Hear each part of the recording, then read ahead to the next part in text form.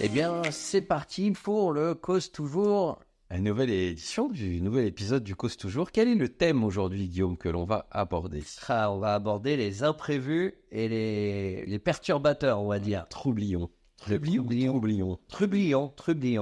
Eh ben, on va voir un petit étendu de ce à quoi on peut avoir affaire, mais surtout aussi comment on peut réussir à les gérer, à s'en sortir et à faire en sorte que la performance se passe pour le mieux. Oui, comment toujours poursuivre dans sa routine ou dans son déroulé, tout en faisant attention, pas abstraction, mais on va en parler après, mais en faisant vraiment attention à tous les éléments qu'il y a autour et tout ce qui va interagir, parce que la magie, c'est pas comme le musicien qui joue son morceau et qui va du point A au point B. Il y a de l'interaction avec les gens et donc forcément il se passe des choses. D'ailleurs, la question qui se pose tout de suite, c'est est-ce que l'on va nous-mêmes plutôt dérouler ça pour du close-up ou pour de la scène?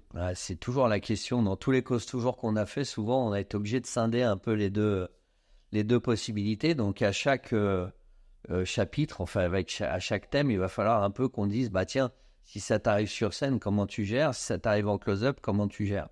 Je pense qu'on va plus développer sur le close-up quand même, parce que, je sais pas pour toi, mais moi, de par mon expérience, j'ai quand même plus souvent, on va dire, ou j'ai pu avoir plus souvent des difficultés à affronter cela en close-up, parce qu'il ne veut pas dire que j'en ai plus de difficultés, que sur scène. Parce qu'effectivement, sur scène, on a déjà une certaine distance qui se crée, même si cette distance, elle est réduite avec l'humour, avec les numéros, etc.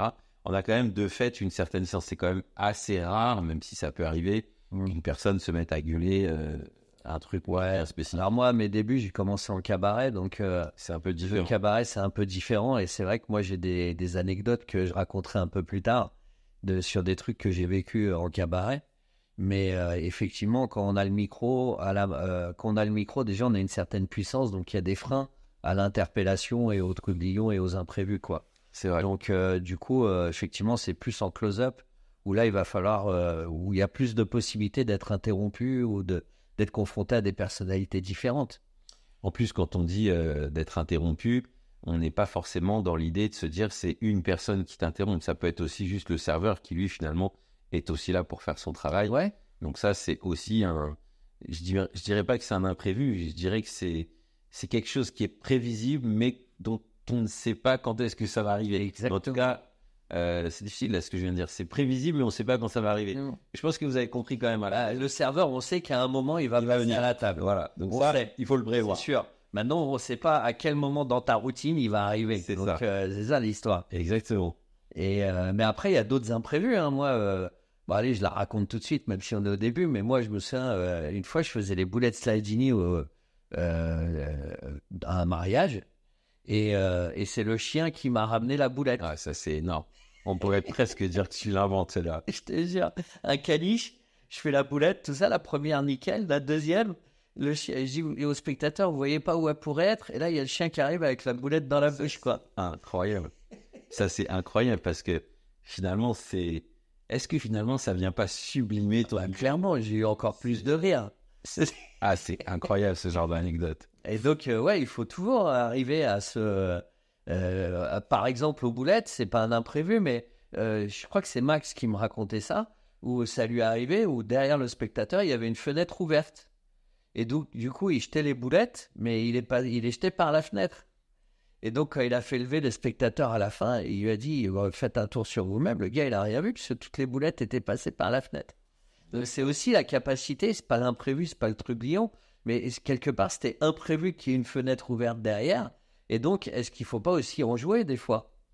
Ah, ça, c'est des scénarios finalement qu'on pourrait presque écrire, mais qui, en l'ayant vécu, viendraient être enregistrés dans notre mémoire pour se dire... si ça se reproduit, ou moi, ça m'est arrivé aussi de dire, tiens, j'ai eu un imprévu qui a fait rire tout le monde. Comment je pourrais le provoquer une fois après? C'est-à-dire, je ne l'avais pas prévu, mais le scénario, les planètes se sont bien alignées pour les faits. Et comment je pourrais reprovoquer cette coïncidence? Ouais, c'est amusant, je trouve ça amusant. Écoute, on va se lancer après avoir tout identifié ou avoir identifié une grande partie de ce qui pourrait se passer. On passera aux différentes armes, aux différents outils. Je rappelle que ce contenu est réservé aux membres MD+. Pour souscrire aux membres au programme MD+, n'hésitez pas à pouvoir prendre l'abonnement ou le programme annuel. En tout cas, on se retrouve tout de suite pour les membres MD+.